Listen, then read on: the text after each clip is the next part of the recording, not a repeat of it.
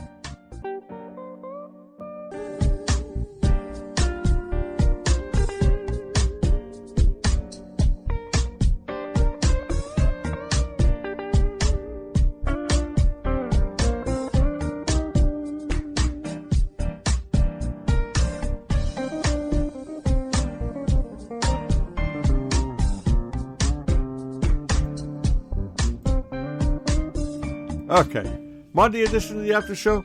Got Wink and Justice with you. Wink over here on the East Coast. And Justice on the West Coast of the contiguous United States of America. It is Metaphor Mondays on the After Show, as it always is every Monday, because Mondays we devote to telling things what they are. There are no similes allowed. The last time you're going to hear as or like, is right now. Yep. Okay.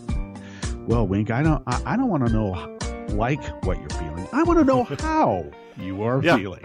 It is, not bad. It is Monday, but it's, it's 71 degrees and mostly cloudy, but not bad out there. It's going up to about 75, 76, so it's going to be another relatively cool day for this time of year, I guess, but we'll take it. Mind to get in the chat, just go to netrootsradio.com, scroll down the bottom of the page, and on the right-hand side of the bottom of the page, there is a link to the chat, so click that and join us there. And if you do happen to glance to the leftish of from the chat room link at the bottom of our homepage, you'll notice our contribute and donate buttons. And they're there because who believes this lie that liberals can't pay their bills, that they're not supposed to get money to pay their bills? I don't understand that. Well, we still have to pay our bills regardless of what they say. Yes. And so we say thank you for your generosity. Keeps Resistance Radio going, and we're doing our small part. Well, here along the banks of the river on the road, River Valley of Southern Oregon, it is currently, it says 58.9. Why don't they just say 59? Yeah, right. My garden thermometer in my little microclimate says it's 61 right now. And it feels like 61.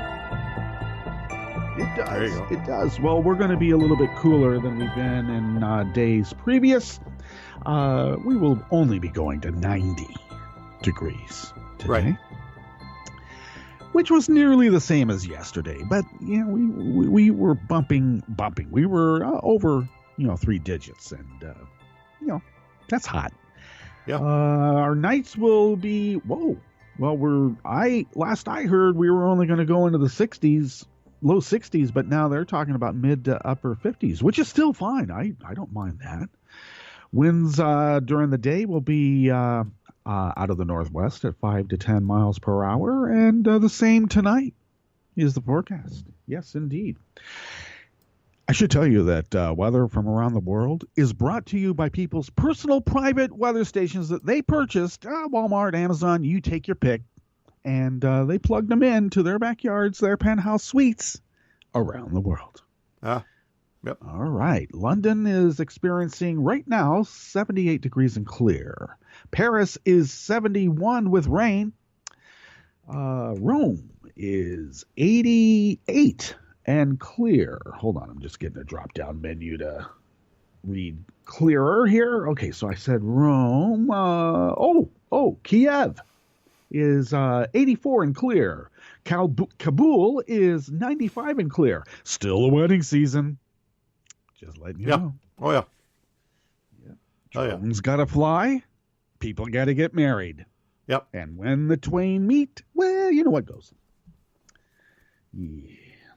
Hong Kong is 80 and clear. Tokyo is 81 and clear. Sydney, Australia is 50 degrees and clear. San Francisco is 56 and partly cloudy. And New York, New York is 85 degrees Fahrenheit and clear. Oh, I'm sorry, mostly cloudy. Mostly cloudy. What'd you say your temp is? 71 today. Okay, and that's all you're going to go up to? Maybe 74, maybe. Okay, Yeah. all right. About Wow. it. Yep. I think people ought to get out of town, come up to your neck of the woods. Literally. Yeah. Cool off a little bit, yeah. It is a neck of the woods up there. That's how they Yep. that's how they even got the term. Oh, yeah. Funny that. Well, we survived another weekend as far as we know. I mean, this could be Yeah. it could be what we're experiencing right now is the compression of time into a finite little compact space. And we're experiencing it all just before everything just kind of collapses in on itself and we start anew.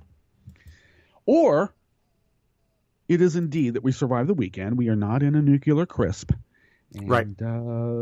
I consider that to be, life is grand and great and lovely. It's beautiful. Not to say that our standing in the world as a nation has flourished. Yeah. Slipped a little bit. Slipped a little bit. Look, you never shake someone's hand with your hand out like, in the submissive. He had it on the bottom open. Yeah. I don't know. Everything I learned is that you don't go into the dominant one, but you do it side by side.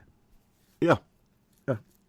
Who puts their hand out almost sort of like, give me a little slide there, instead of giving, the low five, they just put it right on there and kind of just slide it back. Indeed. And then maybe they might put it like slide it back and forth. They kind of go back and forth and then they put both hands on each other with Putin's, of course, on the top. Right. Must be that judo training that he knows. Yeah, Jesus. Well, I don't know. I still love the photo of Obama where he's like towering over that little. I don't know. He's a monster. Let's just be clear. And it looks like Obama was pretty pissed. And you know why he was pissed? Guess. When that photo was taken, you know the photo I'm talking about, right? Yeah. Pretty famous, all right? You know when that photo was taken? When Obama was told that Putin and his team hacked our elections. And he went in there and said, I'm kicking out your spies, and we're taking the compounds, and, that's the way that the beat crumples. And Trump went there and said, I don't know. I have a deliverable. Who knew that the deliverable would be like all the information on every single American in the United States? The kind of thing that the NRA was warning us that would fall into the hands of the Soviets. Remember that? That's the reason we couldn't have a gun registry, because it would collect all the information about everybody in America, and then the Soviets would take it over, and, then they would do what they do. So, I guess when the president does it, I guess it's not treason. It's not, Wink. Can't be. Not when you're a sitting president, apparently. And it's Obama's fault. Right. That he didn't do enough. Now, why didn't Obama do enough? Do you remember why, Wink? Because McConnell told him. No. McConnell told him, and McConnell came out and said, if Obama says that the Russians had anything to do with hacking the election, I'm going to come out and say that's a partisan political ploy.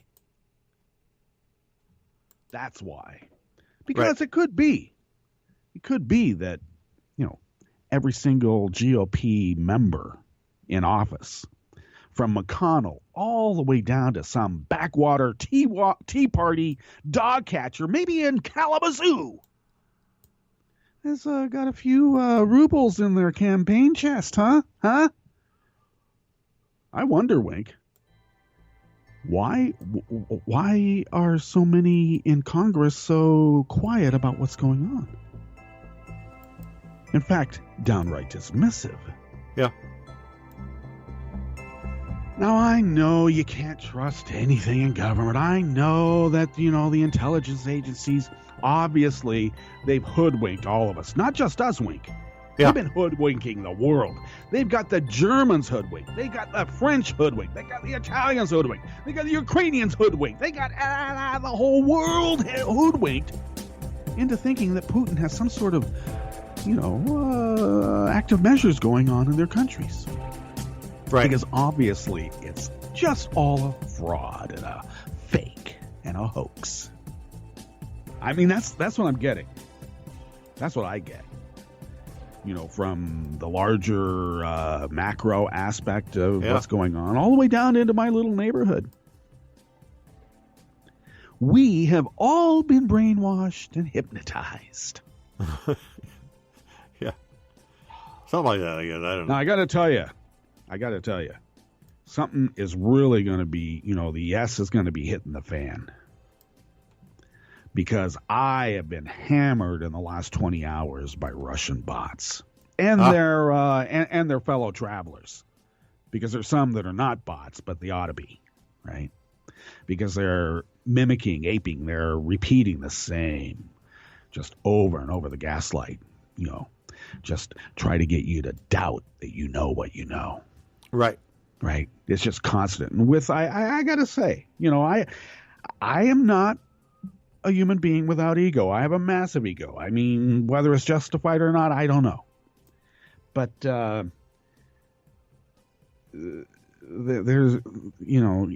are certain segments of the population that cannot be hypnotized. And I happen to be in that group. And how do I know? Is because, I've been in situations where we were to be hypnotized, and first question is, certain aspects about your, shall we say, mental development. And I fall in that group that probably, is not susceptible to suggestion, shall we say. So, not to say that that's, makes me a better person, but I have to say there's a lot of people out there buying into it, and it kind of shocks me, Oh, yeah, we're all 17. Remember, 17. Now Trump says, it's only 4. So therefore the whole thing's fake. What an idiot. I don't even think this guy was that good of a baseball player now. He said he was the best baseball player in New York. Right.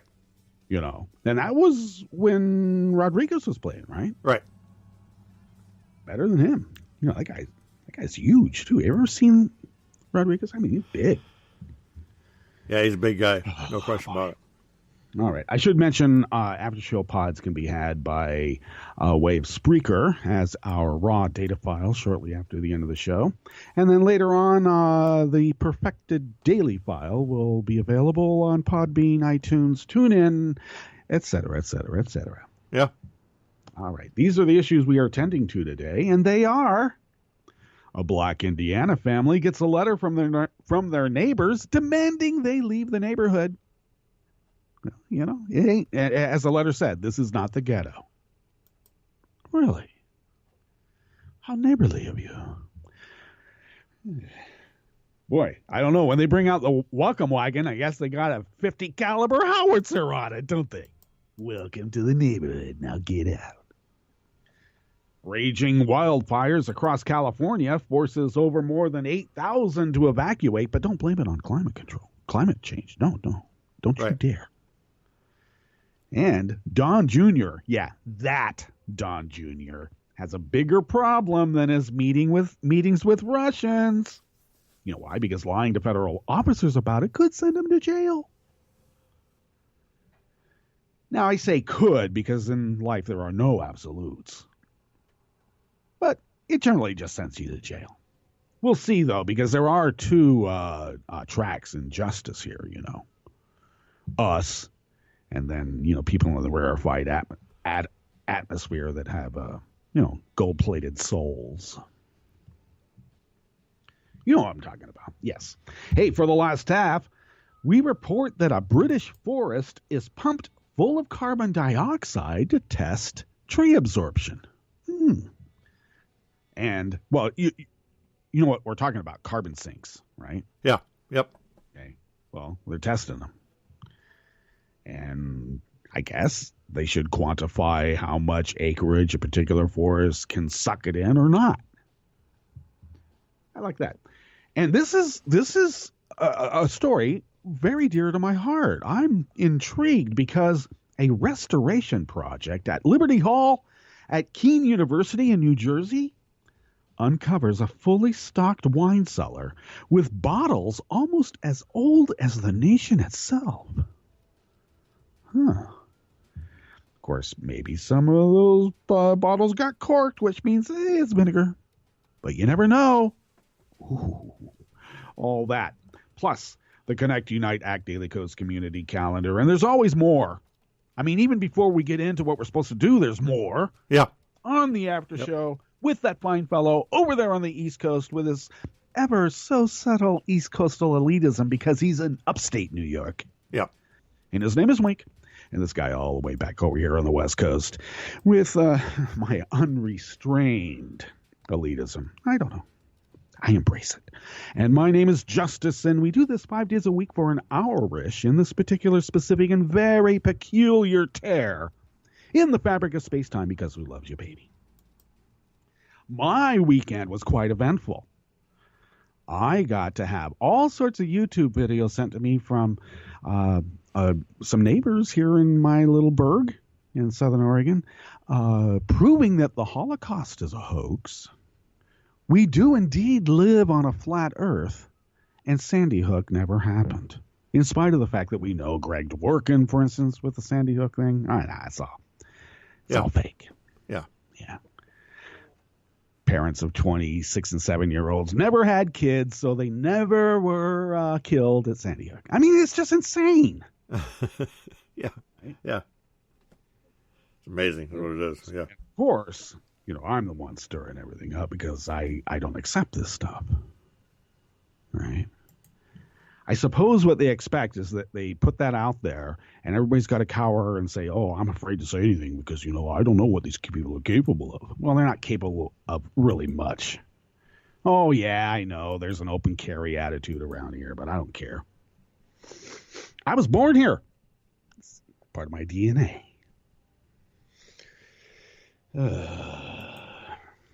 And you know what's going to happen? It's just like in high school, Wink, or grade school. It's just like in grade school. You'll have your little altercation, your tete-a-tete, and then you're friends afterwards. Remember that?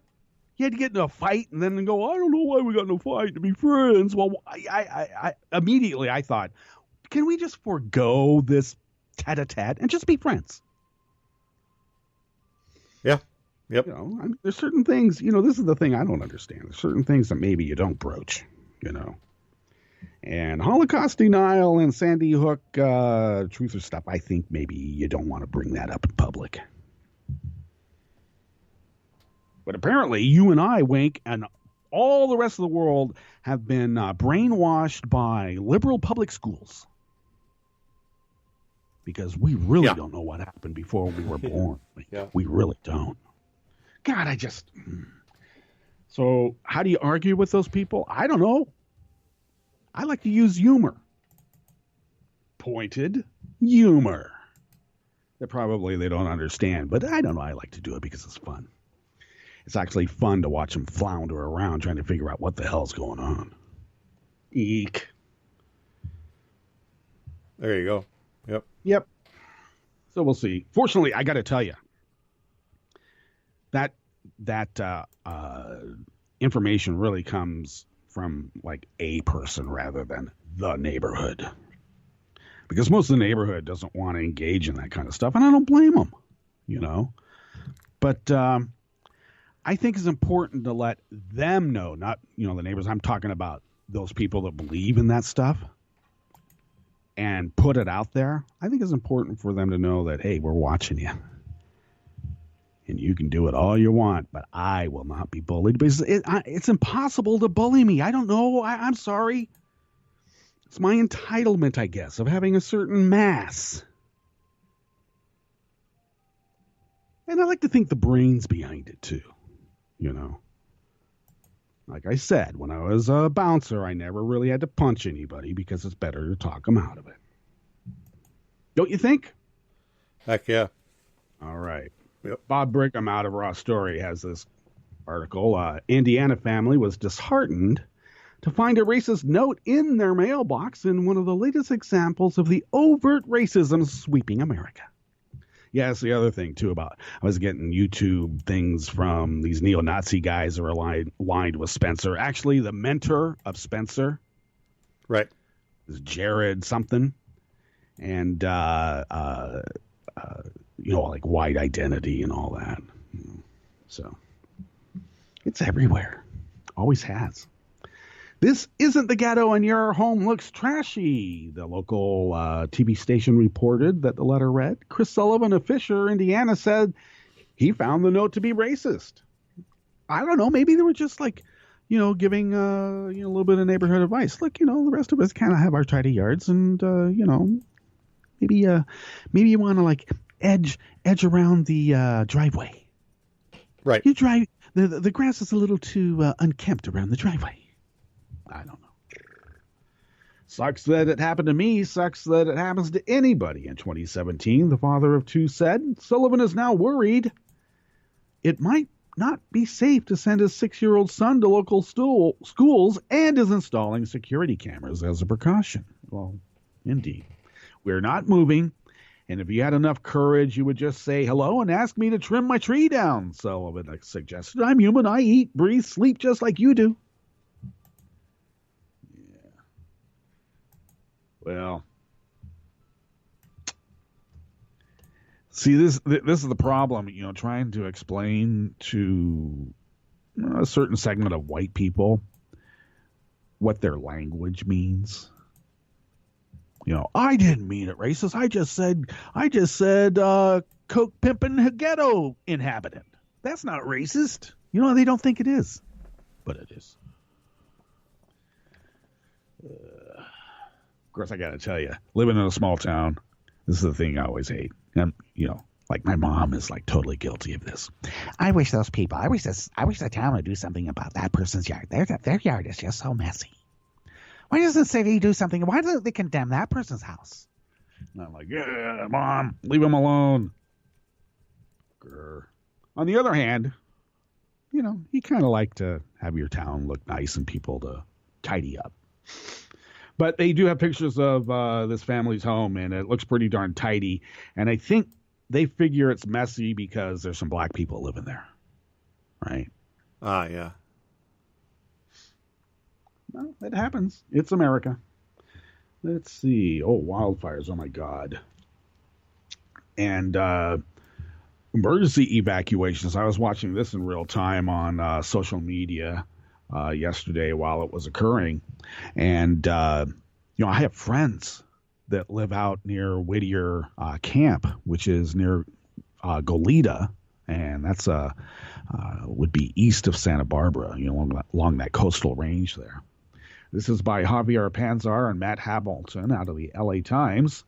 With a heat wave continuing to bake California and the rest of the West, wildfires forced nearly 8,000 people to dash for safety yesterday as flames destroyed homes and threatened thousands of structures in the area. Across the state. Along the Central Coast, firefighters battled two major blazes on opposite ends of Santa Barbara County. Efforts Sunday focused on protecting mountain peaks that hold crucial communication and electrical infrastructure, including a high-voltage line that carries power to Santa Barbara and neighboring cities. Now, of course, the physics of fire is they like to race uphill. And after time, it was discovered it's probably not wise to build your house at the top of a hill with a bunch of, fuel all around it, right? But I guess with cell towers, you need to get up high so that there's line of sight, right? See, I was trying to explain line of sight to somebody who believes in the flat earth. Right. And that how the curvature of the earth would prevent, a radio wave to go infinitely, right? Because it would just hit the earth because of the curvature of the earth, right? It's called line of sight. Oh, no, it's impossible.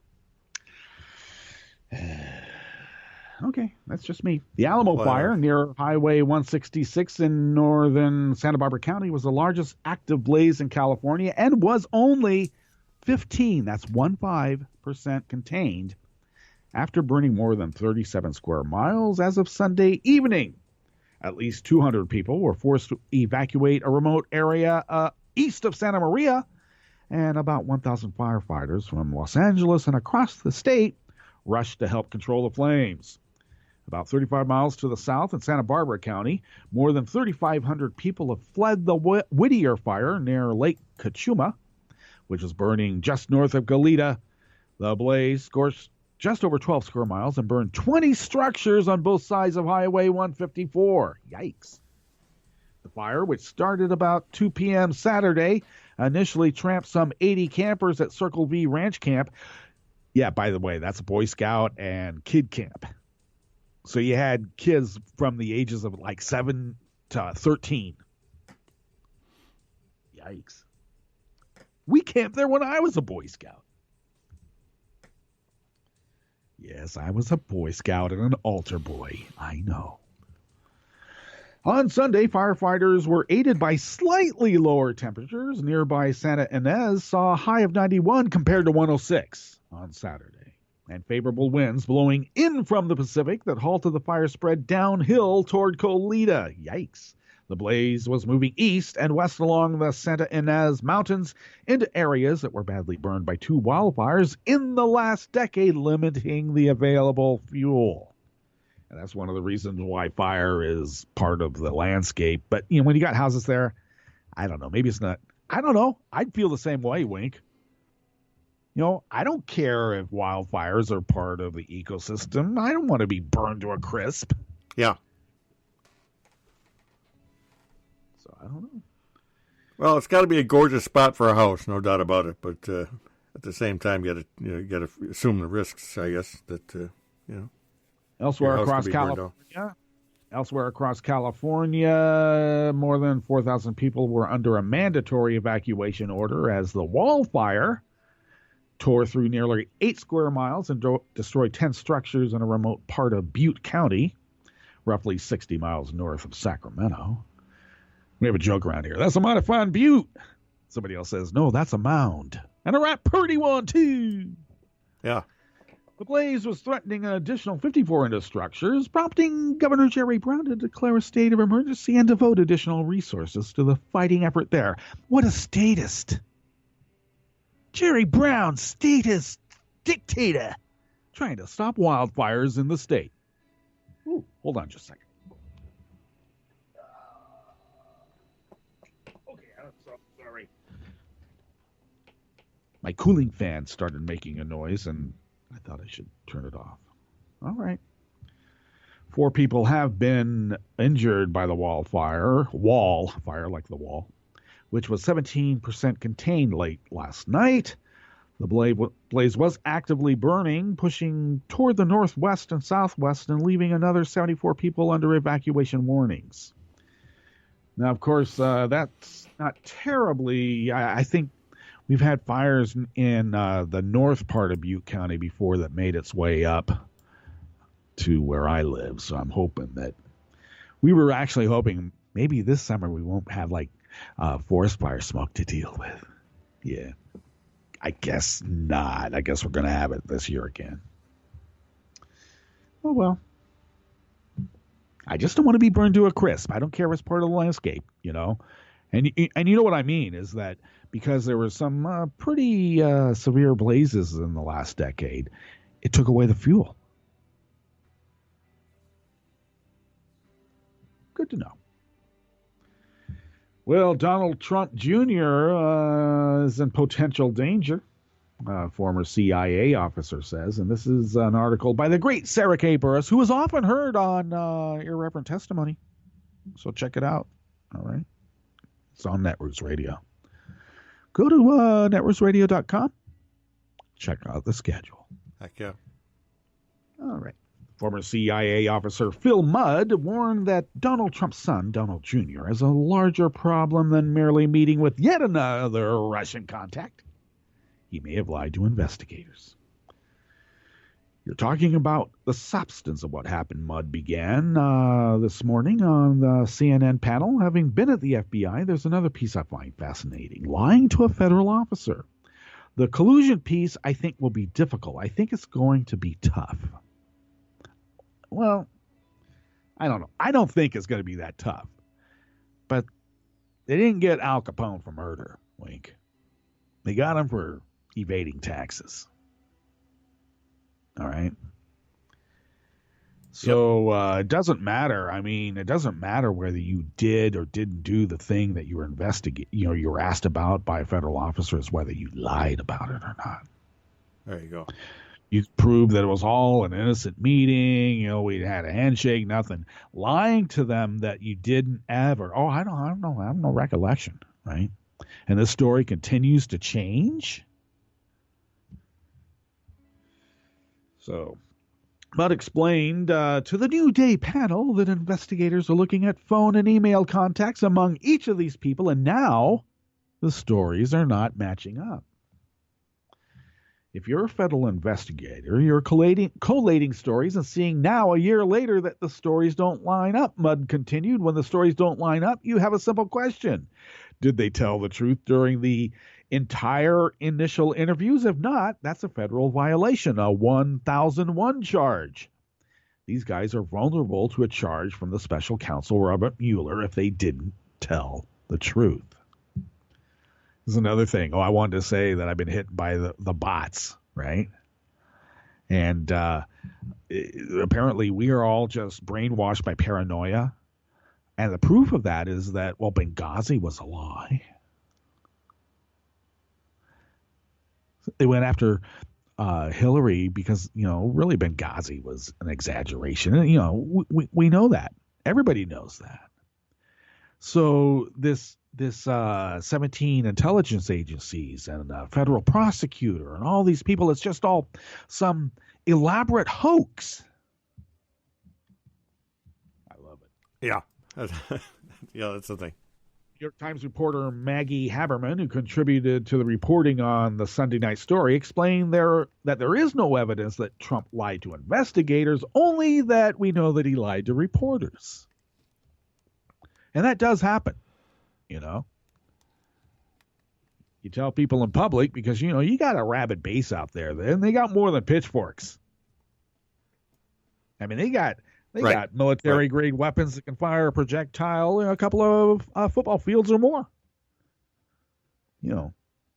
Take the pitchfork out of their hands and give them one of those and say, you have a right to redress your government. Go at it. Almost like a Russian plot, if you ask me, but, The Trumps explained that they were merely doing opposition research on Hillary Clinton and that the Russian lawyers said that there was information. So, as far as I know, the Nazis didn't really come and give Charles Lindbergh a bunch of Oppo research that he could use in the country.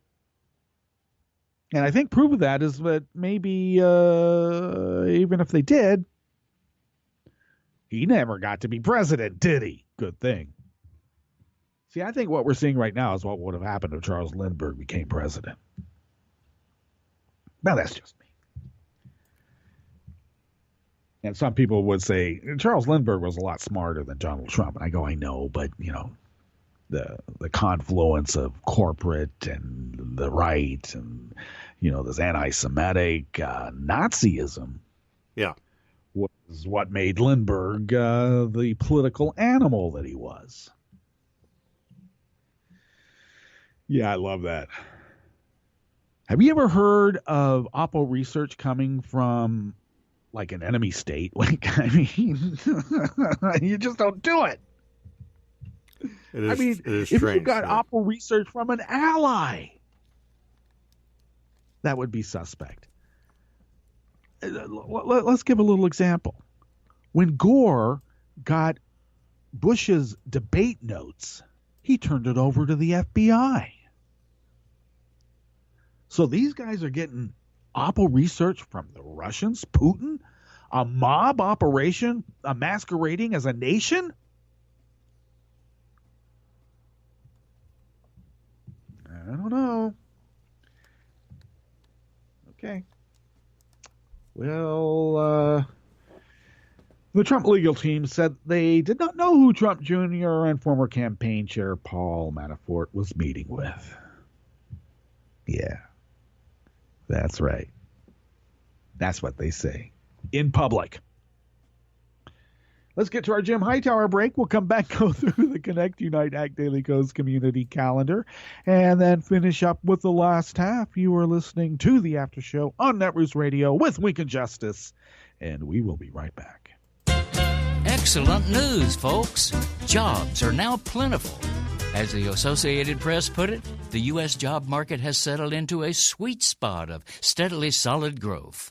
At long last, then, the American dream is back for working families, right? No. The AP article later admitted that the jobs market still is missing any, quote, broad acceleration in pay. In other words, you can find work, but don't expect to be paid. And forget about such luxuries as health coverage, pension, sick leave, vacation time, and having a regular schedule. These are not jobs, they're jobettes. Most are in service work, from fast food chains to nursing homes and car washes. Nearly all are poorly paid, temporary, and routinely exploitative. So many families have been in dire economic straits for so long that they're now having to take such onerous, one-sided terms of employment as those, which, ironically, increases the power of low-wage corporations. With hundreds of thousands of people scrambling at once to find jobs, the bosses can effectively conspire to hold pay levels down and get away with treating hires as disposable cogs in the corporate profit machine. Indeed, the phenomenally bloated profits they've been enjoying are largely extracted from the labor of these vulnerable workers they underpay. And in a double irony, corporations rationalize the obscene salaries and bonuses they give to top executives by pointing to those same profits the executives are taking out of the workers' paychecks. This is Jim Hightower saying this selfish, self-perpetuating expansion of inequality is no sweet spot of solid growth. It's the sign of a severely sick economy, and it will kill all hope of a democratic America unless we the people rise up to reject the plutocratic profiteers and politicians who are inflicting such deadly disparity on our society. Need an antidote to the progressive blues? Want some good news about how grassroots folks are rebelling against the corporate powers and winning? Well, here's an easy-to-swallow pill for you, the Hightower Lowdown. Hightower's monthly newsletter will give you the lowdown, even as it lifts you up. It's 4 pages a month, jam-packed with facts you can use, actions you can take, and Jim's own Texas humor, all for only $15 a year. To become a lowdowner, go to hightowerlowdown.org. You are listening to netrootsradio.com. Please hang up and try again.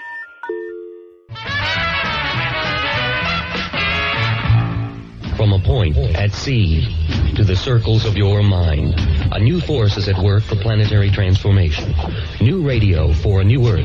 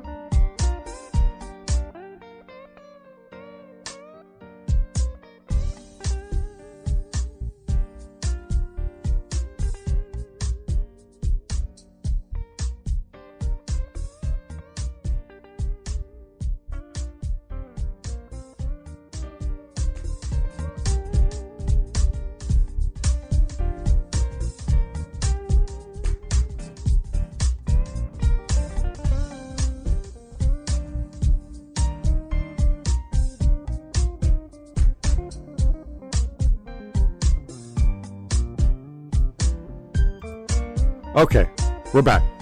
Indeed, we are back, and thank you for sticking with us. This is the after show of Wink and Justice.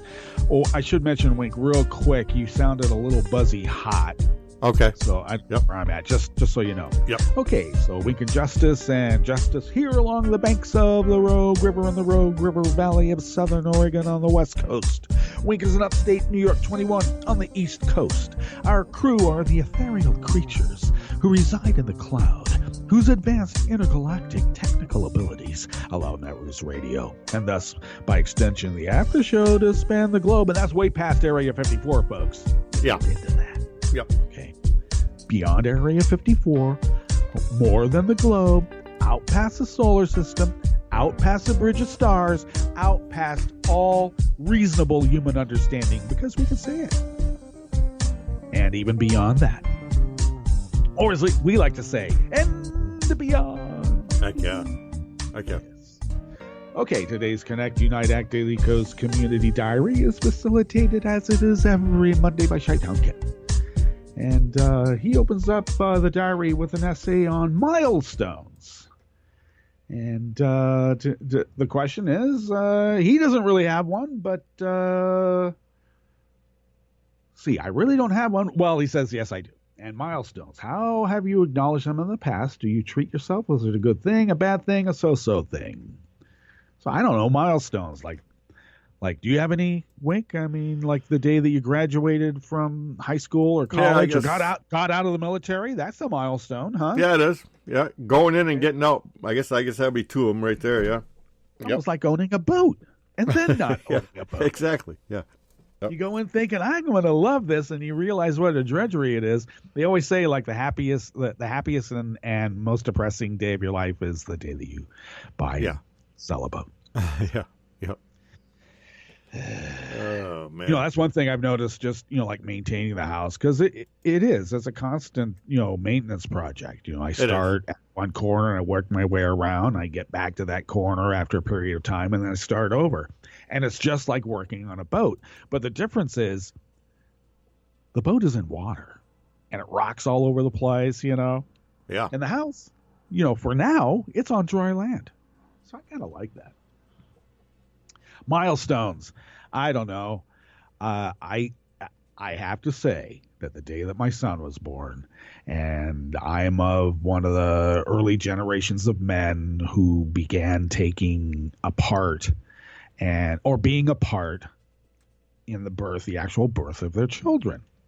And that was such a profound experience and such a bonding experience that is truly a milestone in my life. I think back on that day as being full of epiphany, and my life was decidedly different from that day onward.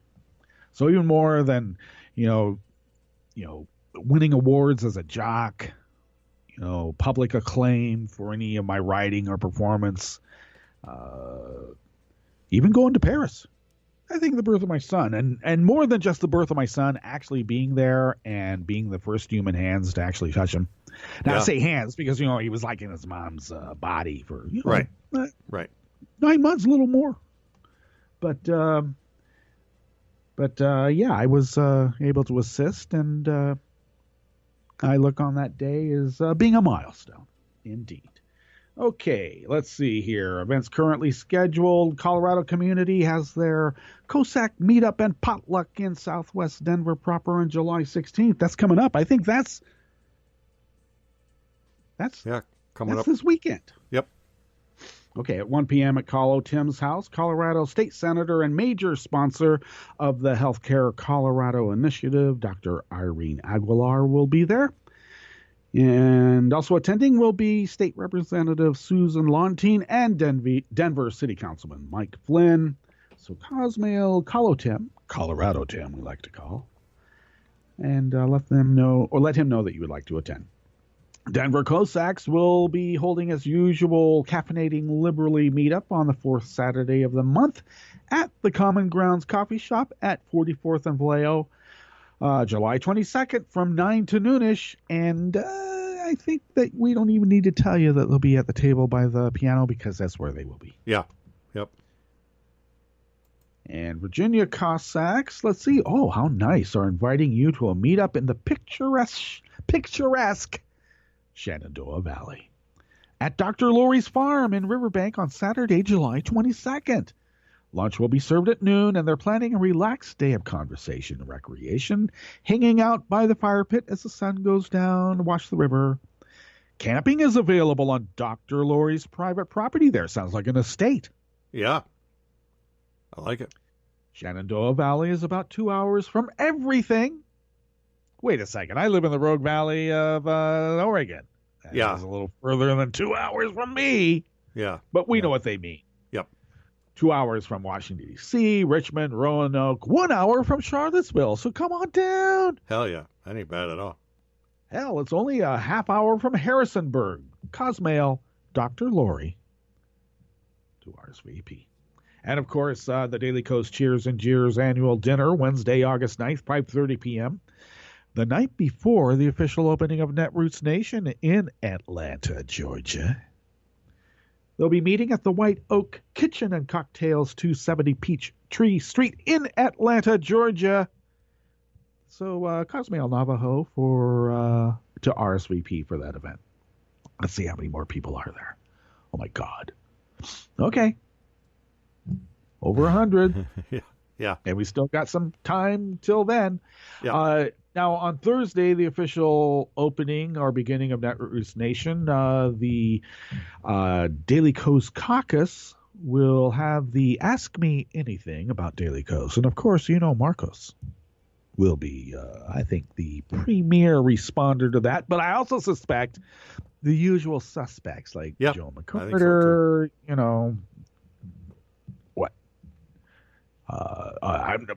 Susan Gardner, all the rest. I think some of them will be there too. That's just me. But Thursday afternoon, August 10th, that will be 2:30 p.m.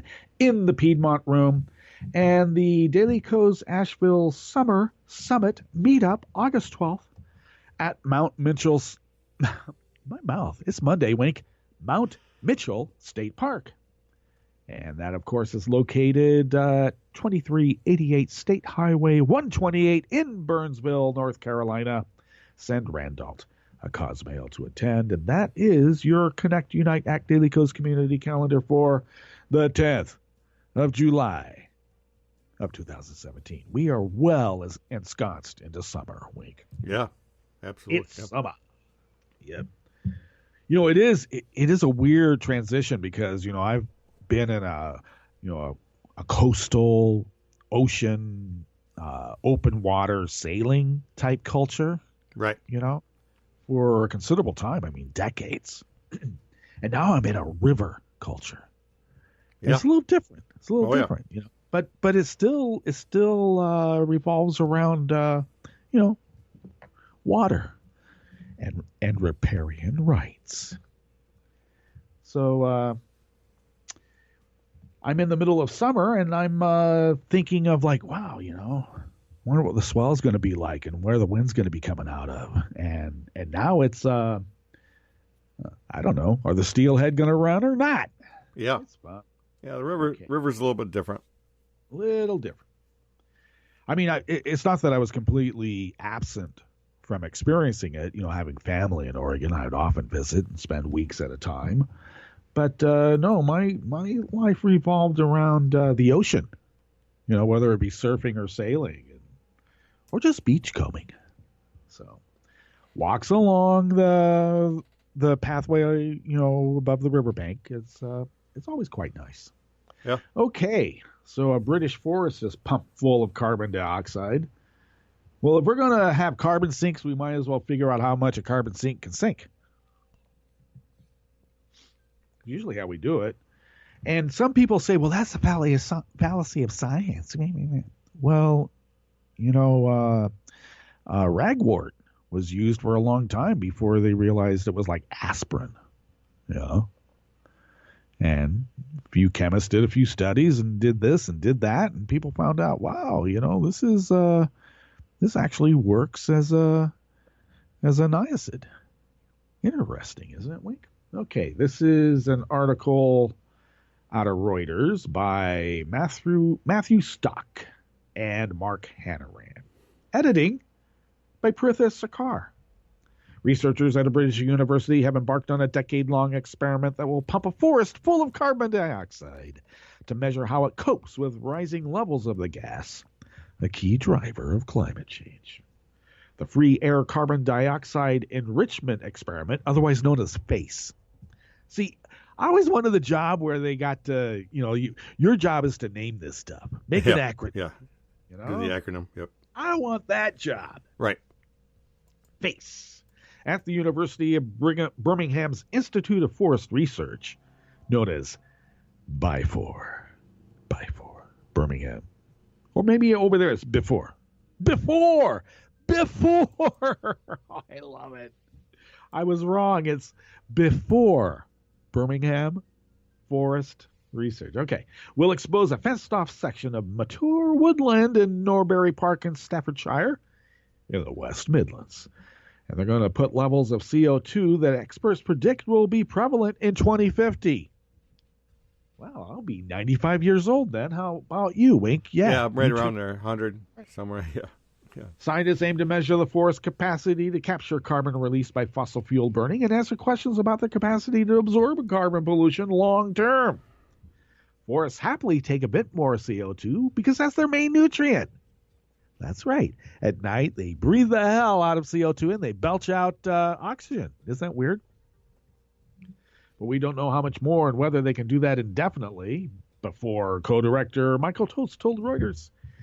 The apparatus for the experiment consists of a series of masts built into 6 30-meter wide sections of woodland, reaching up about 25 meters into the forest canopy. That's way high. Concentrated CO2 is fed through pipes to the top of the mast, where it is pumped into the foliage. I guess I wouldn't want to be around there without oxygen. That carbon dioxide level, Wink, I don't think they understand. Well, they are. You know what they're doing, Wink? They're experimenting to find out what impact it could have on the forest. There you go. The forest may not die necessarily from the carbon dioxide directly. It could be impacted by its nutrient sources from fauna and flora that are being killed off by the high levels of carbon dioxide. Right. Carbon sink is only as good as the oxygen-breathing organisms around it, I guess. But this is just me. We got to do the experiment. The forest here sees nearly 40% more CO2 than it sees normally because that's what it will be globally in about 2050. A value of 550 parts per million compared to 400 parts per million now. With deforestation shrinking the carbon storage capacity of the world's forests, researchers hope that a greater understanding of their role in climate change mitigation could help policymakers make informed decisions. The only informed decision this country wants is how much is it going to cost for us to rape all the resources there for our own, greedy benefit. As we know. Okay. They want to get a clearer idea of whether they can keep helping us into the future. The forest, of course, by sucking up more CO2. Let's hope they can. But, people can't live without water. But if you're waterboarded, you might drown. At least you get the feeling of it. So, yeah, too much of a good thing, because, plants love carbon dioxide. Get too much of it, it might hurt.